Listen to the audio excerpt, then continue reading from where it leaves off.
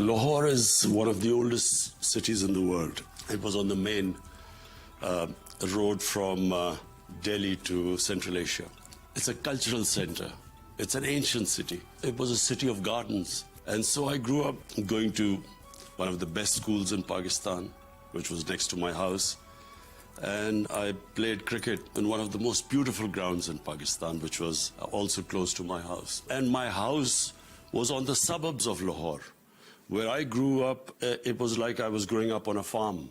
Right now, it's in the middle of the city because the city has grown so much. أنت الابن الوحيد بين 4 فتيات. هل تمنيت أن يكون لك شقيق؟ I always wished I had a brother. Always. Because, I used to be very sporty and outdoor. I was always out of the house either. It was like growing on a farm. So I had my air gun, I was shooting, or I was trying to play cricket.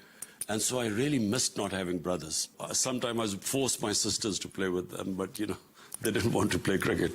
كيف تصف والدك وما الذي تعلمته منه؟ My father was a brilliant man. He was a mathematician, and he was a maths genius. He wanted me to work with him. He started his own company, first Pakistan consultancy firm he set up in Pakistan, engineering firm. When I left university, he had an office for me so that I would work in his firm. And first day I said, look, give me 1 year to play cricket and then I'll start working with you. And I played cricket for 20 years. استحوذت لعبة الكريكت على اهتمامك منذ الشباب، فلماذا الكريكت؟ Cricket because my mother had 2 older sisters and both older sisters' sons played cricket for Pakistan. One played cricket for Oxford, one for Cambridge. Both captained Pakistan in cricket. So they were older than me and they were my heroes and role models. And my family, all my cousins played cricket. My mother had only one brother. He played cricket, so it was really in our family. استكملت تعليمك الدراسي في مدرسة القواعد الملكية في إنجلترا. كيف تعاملت مع البيئة المختلفة ثقافيا تماما عن لاهور؟ I had never been out of Pakistan till I went to England at the age of 18. I got selected for my national team to play. So when I finished the cricket tour in England, I had promised my mother that I would complete my education. So I was still in school when I got selected. So I went to this grammar school to finish my A-levels. I went there for 1 year. And it was the most difficult year of my life. At the time, I had never seen the English winter. We love winter in Pakistan. It's the best time of the year. In England, it was cold and it was raining and I was in a boarding. I'd never been out of my house. I always stayed at home. And I'd always grown in this place called Zaman Park, but they were all of my family, my cousins were there. So suddenly I had met new people, it was in a boarding, and then I had to study after a year break. So I think it was up till that in my life, it was the most difficult year. لماذا وقع الاختيار على دراسة الاقتصاد والسياسة في جامعة إكسفورد؟ I studied politics and economics at Oxford because I was always interested in politics, of international relations, of world politics, of politics of the Muslim world. I was always interested in that. So, and economics I didn't really like. So I did very well in politics, I didn't do very well in economics. That's up in the air, he's getting under it, this could be victory, it is! Pakistan win the World Cup! حققت انتصارات متتالية في الكريكت حتى توجت بكأس العالم للكريكت عام 1992. هل تذكر لحظة الفوز هذه؟ You see, when you reach the top 11 in your country, top 11 sportsmen in your country and cricketers, and then when you compete internationally, it is a lot of passion and hard work. There are a lot of disappointments. It teaches you actually how to struggle. The problem with human beings is that when they are trying to achieve some goals, when the difficult times come, they give up. So sports teaches you the ability to take the bad times, how to cope with the bad times, how to cope with defeat, the dynamics of picking yourself up again. So you actually become mentally very strong. When you have victories and you have defeats, you learn both how not to lose your head when you win and at the same time not get demoralized when you lose. And so when you work hard and then you achieve victory, it is a great feeling of satisfaction. I was only playing the World Cup because I wanted to build a cancer hospital. And I needed to win the World Cup to give enough publicity for the hospital. Otherwise, I had retired before. My passion in cricket had gone by then. And so when we won the World Cup, it was the feeling of great satisfaction because that was the last international match I would ever play. And at the same time, that win made me build this cancer hospital. كما تقول بأن الرياضة تعلمك أن تتقبل الربح والخسارة. عمران خان، كيف ينظر إلى الخسارة وكيف يتقبلها؟ When you first start playing and when you lose, there were times when I would lose. You didn't want to wake up in the morning. You didn't want to get out of bed. You were so depressed. But gradually you understand failure is the best teacher because it gives you an opportunity to soul search, analyze your mistakes. Where did you go wrong?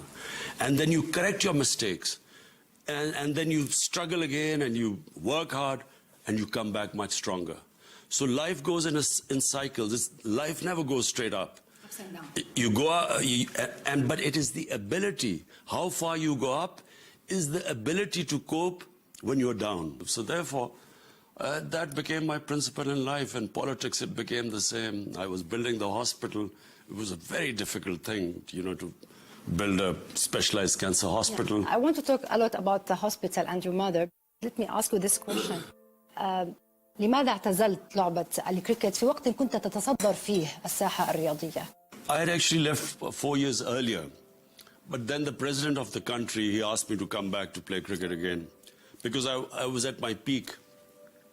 I only played for the hospital. In other words, this cancer hospital I was trying to build, I needed to raise a lot of money. And so if I felt if I was not in the limelight, I would not be able to raise the money. So that's why I kept playing. But once we won the World Cup, I'd achieved everything. So, my passion was already gone. I wanted to do other things in life.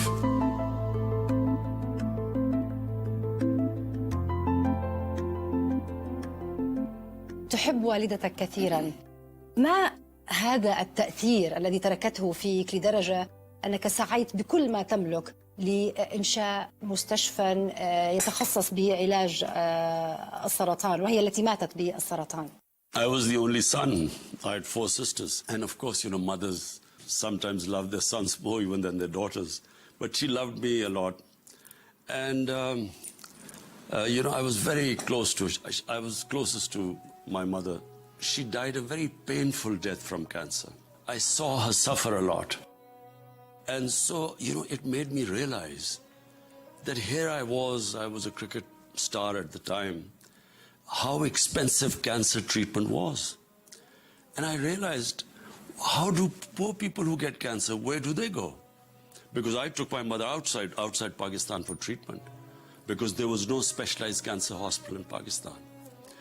And so the reason I built the hospital was because I felt, in poor people, they end up selling everything for cancer treatment. So that's what wanted me to, in memory of my mother, but really for poor people. So it's the only private cancer hospital in the world where 70% of patients get free treatment, and it's a private hospital.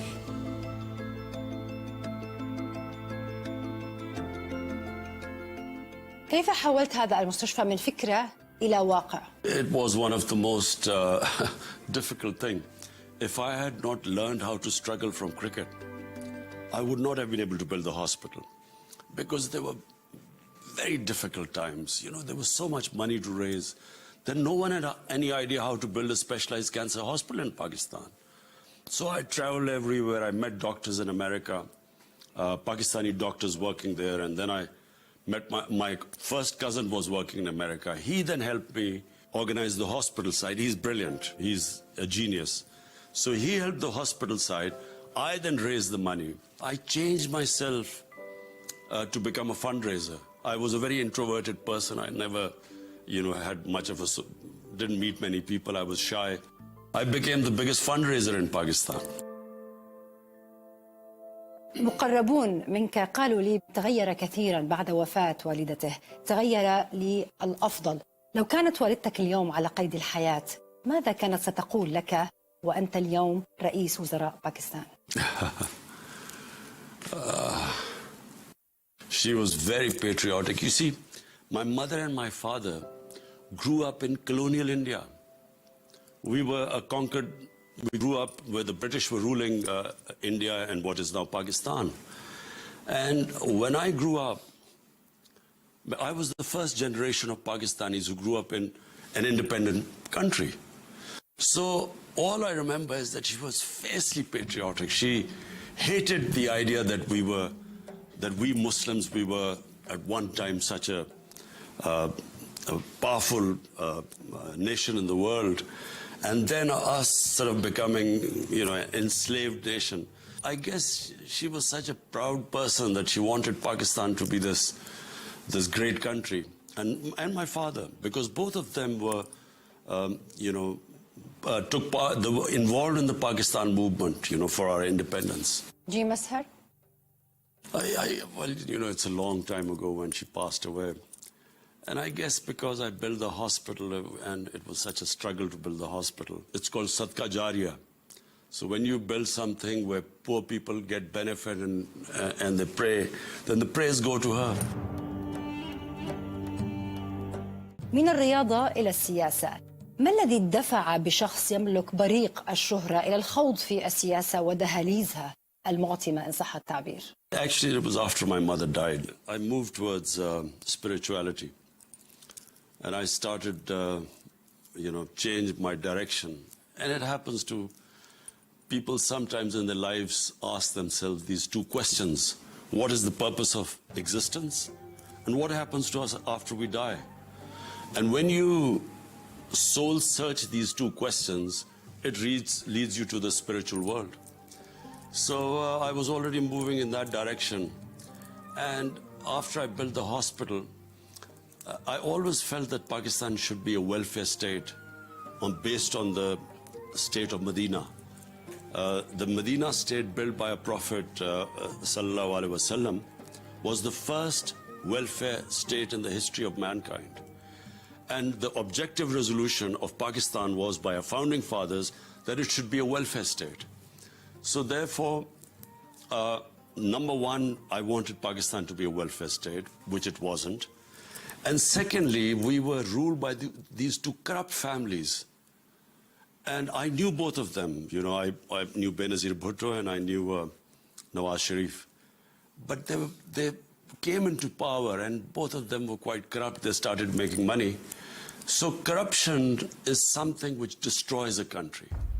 Poor countries are poor not because they lack resources, but because their leadership is corrupt. So today, the developing world is poor because the ruling elites, the prime ministers and ministers and presidents of developing world siphon off money, launder it into offshore accounts, and I call my party the movement for justice. Yeah. Because when you have justice, you don't have corruption. عام 1996 أسست حزب إنصاف جاستس. ما هو الإنصاف الذي كنت وما زلت تسعى إليه؟ A society is only civilized when it has rule of law. So again, the state of Medina, our Prophet, peace be upon him, the state he set up, the two main guiding principles were rule of law, adal and insaf, and secondly was a welfare state. We had this corrupt ruling elite. Unless you bring them under the rule of law, the country has no future, because when the ruling elite, when the prime minister and the ministers start stealing from the country can't survive that. In Lebanon, for instance, right now, Lebanon, Beirut was the Paris of Middle East, but because of the corruption of the ruling elite, it is becoming a failed state. So therefore, my fight in Pakistan was against this corrupt ruling elite, which was destroying, which was impoverishing, indebting our country. هل هذا ما دفعك لقيادة المجتمع الباكستاني للخروج إلى الشارع وقدت حراك كامل. Yes, it was. It was, number one, I wanted Pakistan to be a welfare state. And number two, I wanted there to be rule of law, and through rule of law, fight corruption. So there were these two entrenched families, which were, they're not two political parties, they're actually family parties. They only, the leadership runs in the family. So, so fighting them was like fighting a mafia. You know, they were entrenched, they had money, they used state resources. So it was a very tough struggle against them. Firstly, to displace a two-party system in a democracy is very difficult. In England, the two-party system stays. In the United States, in almost every country, once you have two-party system, for a third party to come is very difficult. So it was a very difficult struggle. And then to fight people who were crooked and who had money, who used media against you and personal attacks. So it was a very tough struggle. نتيجة هذه المواقف دخلت السجن كمعتقل سياسي. كيف كانت تجربة السجن؟ It was fortunately only for a week. I mean, I sometimes think that if I was put in jail, you know, I would much rather not live. Because you see, I have a very full life. I live life, you know, a very active life. And suddenly there was nothing to do. And I remember the day would not pass. I didn't know how to pass the day. I mean, I got some books, but you know, I never experienced anything like that. في حملاتك الانتخابية انتقدت السياسة الأمريكية والأوروبية على حد سواء، وأنت الرجل المنفتح على الغرب. كيف توافق اليوم بين تفهمك للغرب ومصالح بلادك؟ You see, I understand Western politics much better than most people because I've spent so much time there. For instance, the main criticism was this war in Afghanistan. I felt that it was insanity what they were doing in Afghanistan. No Afghan was involved in 9/11, and you know, for Osama bin Laden and maybe a few hundred Al-Qaeda, you know, to occupy a whole country and occupy for 20 years. And I don't know what they were trying to achieve because no one is sure of their objectives. If they were going after Al-Qaeda, Al-Qaeda was gone after 2 years or 1 year at the most. So what was the objective? Nation building, liberating Afghan women, democracy. But whatever they were trying to achieve was not going to be achieved through military means, through military actions. And so I was always critical. I always said that their objectives could not be achieved through a military solution. And so for that I was criticized, you know, this imperialistic attitude that anyone who opposes you is anti-you. I used to criticize the policy of my own government. It doesn't mean I'm anti-Pakistan. بعد النضال السياسي من عام 1996 وصولا إلى 2018 20 عام، أكثر من 20 عام، وصلت إلى رئاسة الوزراء. كيف كان وقع الفوز عليك؟ If you treat politics as a profession, then I would never have gone into politics. Because I had everything. I already was probably the biggest name in Pakistan. I had enough money that I wanted in life. So why would I go into politics? Because, you know, politics, there was nothing for me in politics. The people go into politics, unfortunately, in our country. Either no one knows them. Either they want to make money or they want to become a minister or something. For me, it was a mission. I felt that my country, you know, had given me so much. And then I always wanted to see my country, you know, on the cricket field, for instance. When I started playing cricket, we were right on the bottom. When I left, we were the world champions. So it gave me great pride to see my country rise. So my whole idea was to, you know, people like me who had everything, we should come into politics rather than those people who came into politics to make money. So that's why it was a mission for me. وعدت قبل الفوز بأن تحارب الفساد في باكستان خلال 90 يوم. اليوم مرت أكثر من 3 سنوات. إلى أي مدى تعتقد بأنك حققت ما وعدت به؟ I always maintained that the main corruption is the Prime Minister and the ministers.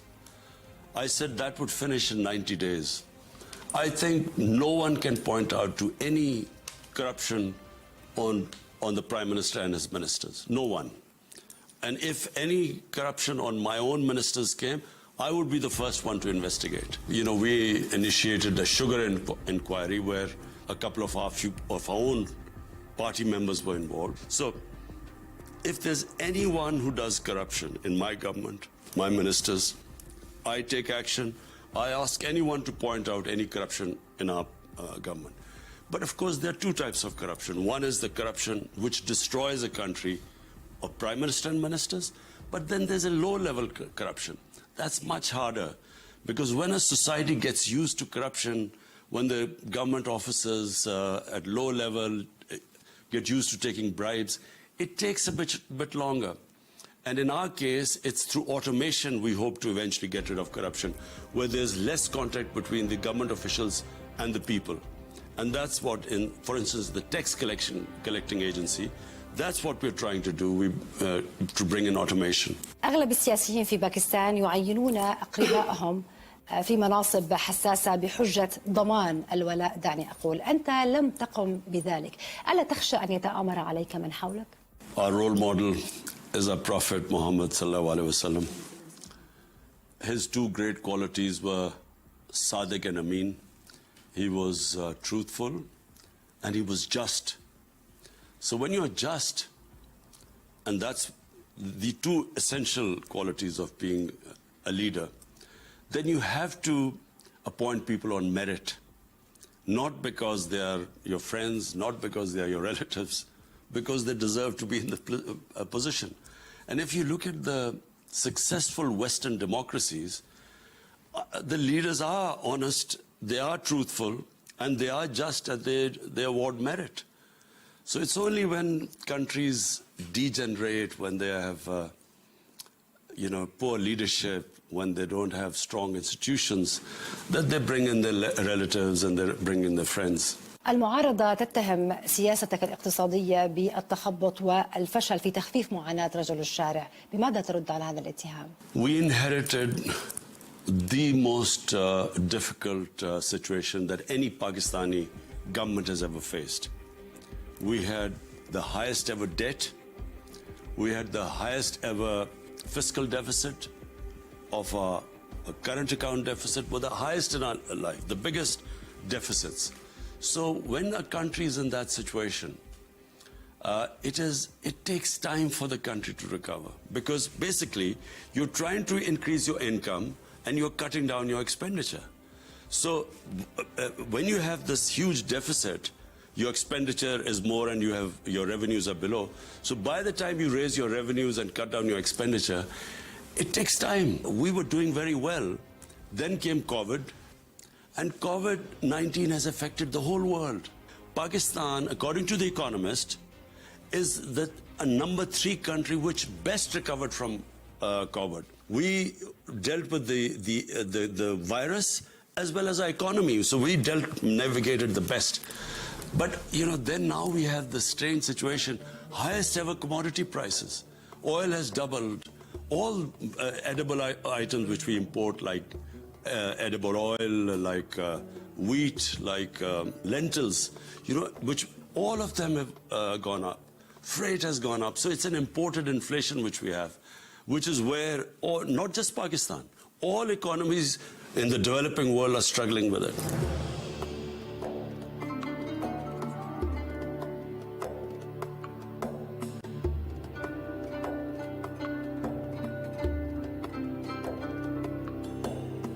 لديك توجه لتنظيم القطاع التعليمي لا سيما المدارس الدينية. ألا تخشى من ردود أفعال حادة، دعني أقول، من الجماعات الدينية التي ترى بأن مدارسها خط أحمر؟ You see, in Pakistan, we inherited 3 parallel education systems. One, a small one for a tiny elite. So about 800,000 Pakistani children go into English medium schools. About 33 million children go into the Urdu medium schools, and 2.5 million children go into Dini madrasas. So there are 3 parallel systems there.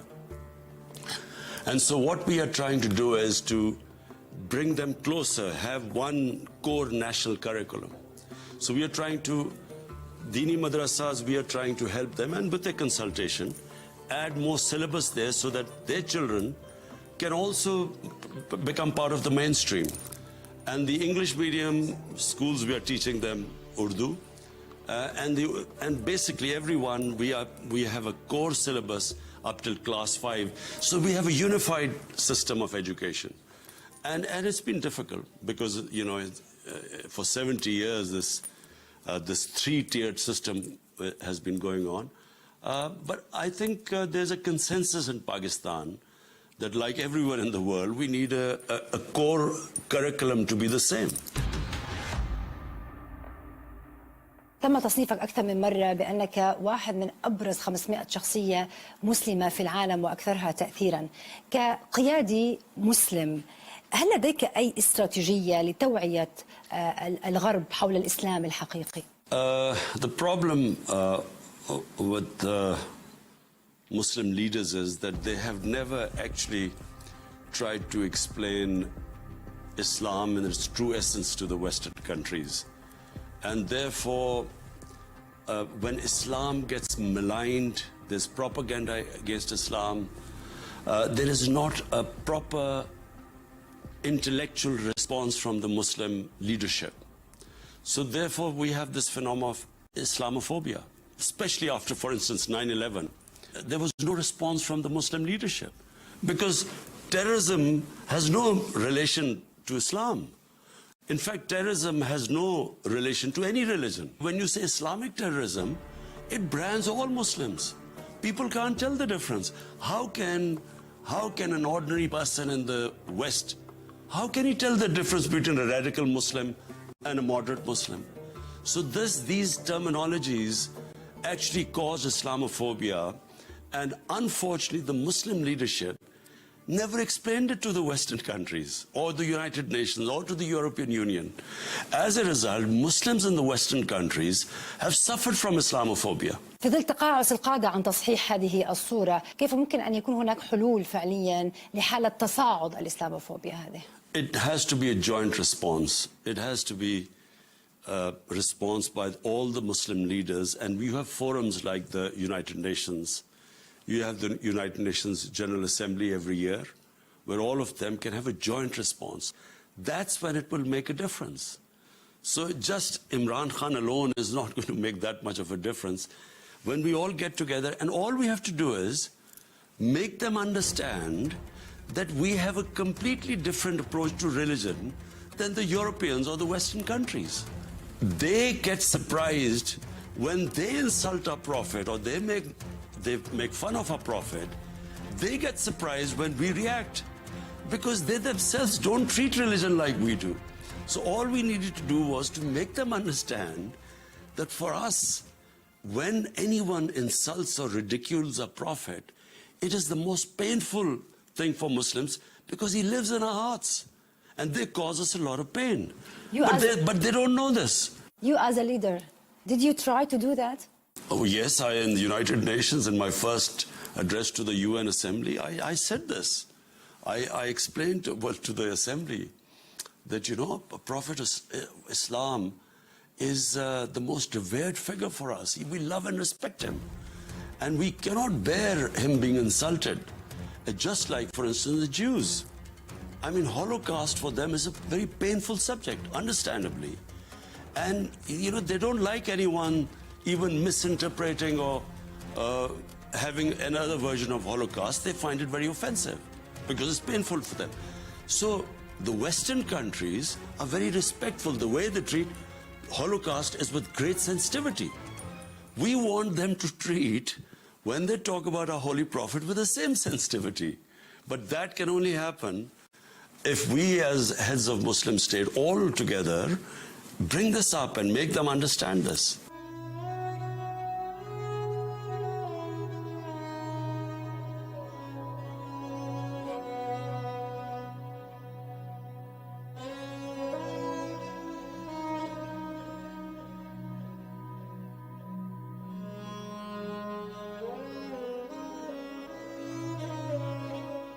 هذه الجهود على المستوى الدولي، لكن على المستوى المحلي أطلقت هيئة رحمة للعالمين. إلى ماذا تهدف هذه الهيئة؟ You see, we in our country, people, I think they love the Prophet. I don't know whether any other Muslim country loves him as much, but this country, they would die for the, if anyone said anything to our Holy Prophet, sallallahu alaihi wasallam, people would die for him. So all I want is that, this love should be converted to what the Prophet asked us to do, to his sunnat, to his sharia, to his way of life. Because the Quran orders us that we must follow the way of the Prophet, because he is a living Quran. He personified what is in the Quran. So therefore, we are ordered to follow his way. So all I want our younger generation is to learn. So the Rahmatul Alameen authority, there are various things, but one of the things is that in universities and colleges, we want there to be research done about his seerah, his life, so that our youth is aware of his life, his history. How did he change the world? How did he transform those Arabs into leaders of the world? How did two superpowers of the time crumble in front of this war of ideas, which he raised the morality of these people. He made them into leaders. For them to understand that there's a Western culture, but there is an Islamic culture. You can't force anyone to follow anything. There's no compulsion in religion, but we must at least give our youth this option that there are two ways of life. There's so much social media, there is Western films. إلى أي مدى تعتقد بأنك ستنجح في هذه المهمة، خاصة وأن الجيل الجديد متهم، دعني أقول البعض منه متهم بأنه جيل رقمي مهتم بالسوشيال ميديا متأثر بالغرب؟ I went as an 18-year-old to England. My heroes were all English. The pop stars, the movie stars, sportsmen, they were all foreigners. And so I tried to follow them, because you follow your role models. All I want is that our younger generation, they should have our Prophet, peace be upon him, as their role model, because he was the greatest human being ever born on this earth. No human being has achieved or can achieve what he achieved in this world. All I want is our younger generation to know the qualities. What did he preach? How did he transform human beings? How did he change their characters? How did he make them these leaders? He was Rahmatul Alameen. Means that he was a mercy for mankind, not just Muslims. So any human being that follows his model will rise, because he set up a state of compassion, of welfare, where a state took responsibility of the weak, and then he established rule of law. He emphasized on the importance of education, and then he created leaders by reforming their characters. My point is, our younger generation, they can go into the digital world. They can go anywhere, but they must know the life of a prophet. That is the idea of this authority, that a younger generation, which is now bombarded by information, social media, they must also know the way of a prophet. تسعى لإرساء حياة النبي محمد صلى الله عليه وسلم على حياة الشباب. أنت كيف تطبق هذا النموذج؟ Well, it was about 30, at the end of my cricketing career, when actually I changed courses. It was through a great Sufi who, all the Sufis are lovers of the Prophet. And so he sort of changed my direction, and I was already seeking anyway. So the reformation of your character starts.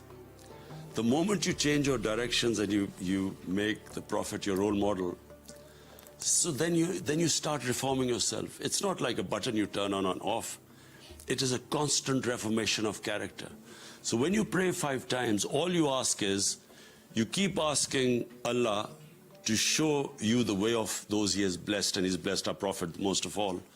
Not the other way, not the way who've gone astray. So all your life you pray that, which means all your life you're trying to reform your character. في ظل التطورات السياسية وسيطرة طالبان على أفغانستان، ما هي خيارات باكستان للتعامل مع الوضع الجديد؟ You see, it's a very difficult situation for Pakistan, because the United States, which is the leading power, they're in a state of shock of what has happened in Afghanistan, because they never, the people of the United States thought that they were bringing in democracy and nation building and liberating the women. That's what the people in the US thought. So when suddenly the Afghan government collapsed and the Afghan army gave up without a fight and Taliban are back in power, they can't understand what's happened, and there's a lot of anger in the US. So they're not thinking rationally. But what they don't realize is that we're talking about almost 40 million Afghan people, human beings. And if they do not get aid very quickly, if they do not help these people very quickly, which already were 50% were below the poverty line, then there's going to be a huge humanitarian crisis. Chaotic Afghanistan could again have international terrorists. Already they have ISIS. And if that happens, you must remember that US spent 20 years in Afghanistan and NATO. They spent over $2 trillion. So after all that, imagine if there is chaos in Afghanistan, if Afghanistan is worse off now than it was when they came in 2001. So therefore, it is very important for them to help. And unfortunately, if things go wrong in Afghanistan, Pakistan will be the biggest sufferer because we have a 2,600 kilometer border with Afghanistan. في ظل هذا التوتر لدى الجارة أفغانستان، كيف يمكن أن تحمي باكستان أمنها؟ This is a big worry for us. It's if Afghanistan descends into chaos, there's very little Pakistan is going to be able to do, because when after the Soviets left in 1989 and Afghanistan descended into chaos and a civil war where hundreds of thousands of Afghans died, there was a fresh wave of Afghan refugees. So Pakistan already hosts 3 million Afghan refugees, and if there's a further destabilization and chaos, Pakistan will be the country that will suffer the most. There's not much we will be able to do. If we close our borders, how do we justify if there are people on the border and in dire need of humanitarian help? It's a very difficult situation for Pakistan.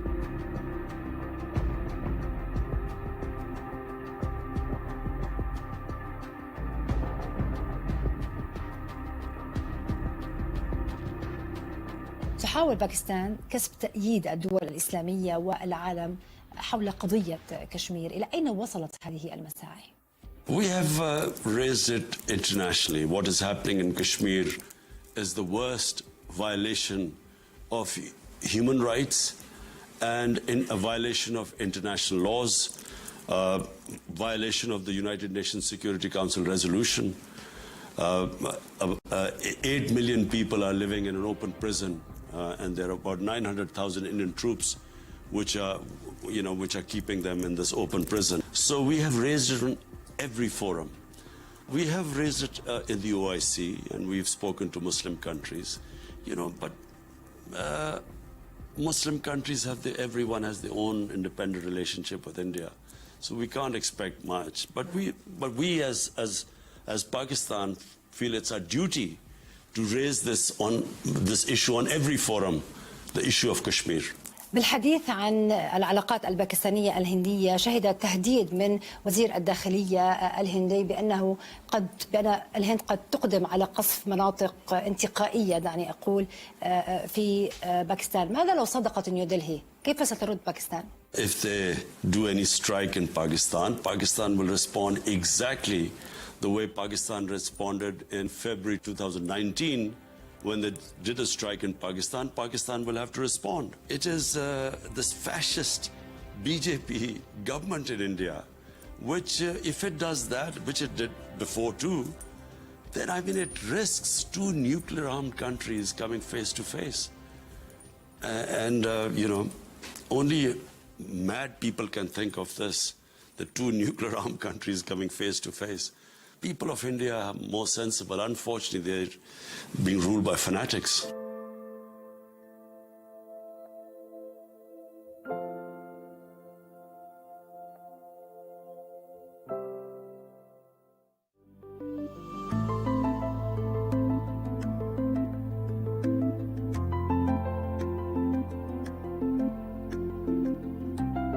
بعيدا عن السياسة كيف تقضي وقتك؟ Well, these days, not much. I have been very busy. These 3 years, there's been no social life or anything. So, the only thing is to go up in the mountains. When in the summer, I spend, some weekends up in the mountains, but that's about it. تحب الأشجار وسعيت لزراعة أكثر من 2 مليار شجرة؟ As a child, I grew up spending my summer holidays in the mountains in the Himalayas. So I was always in touch with nature. I was always an environmentalist because I knew Pakistan has some of the most beautiful mountain scenery in the world.